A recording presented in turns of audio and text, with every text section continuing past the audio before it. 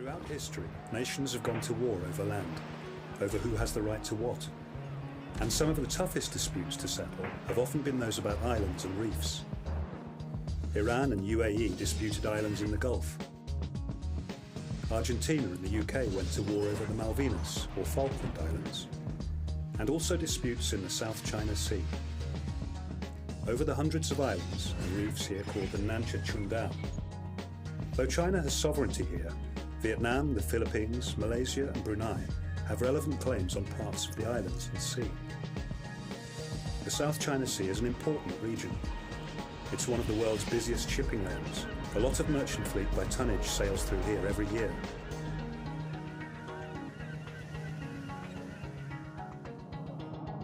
It's a rich fishing ground, and there could be large quantities of natural gas and oil here too. With so much at stake, it's not surprising these disputes over relevant islands and reefs are so heated.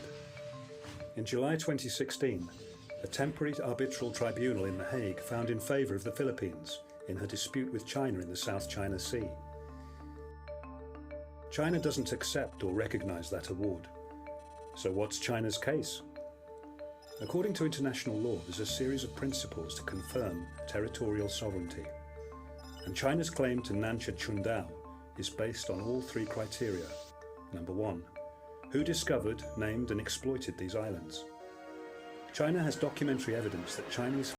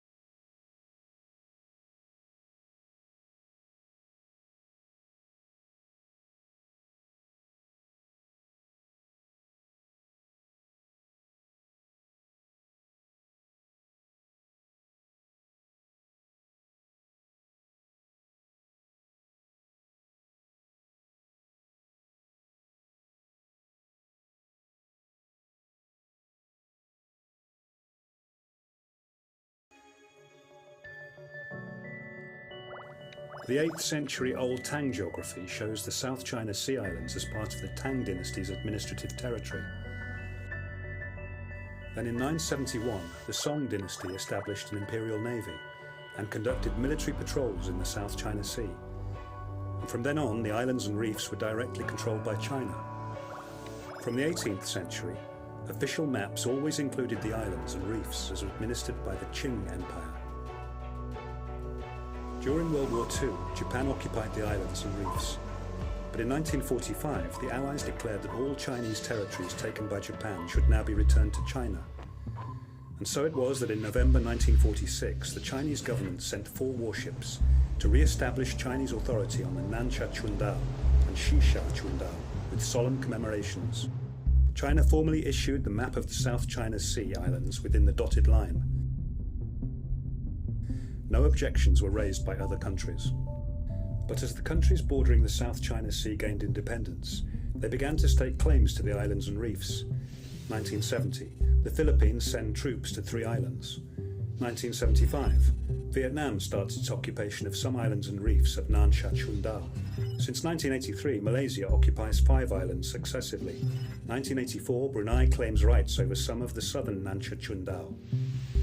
By the 21st century, the parties in the South China Sea needed to find a way to resolve the dispute. So in 2002, China and the ASEAN countries signed a document known as the DOC, a commitment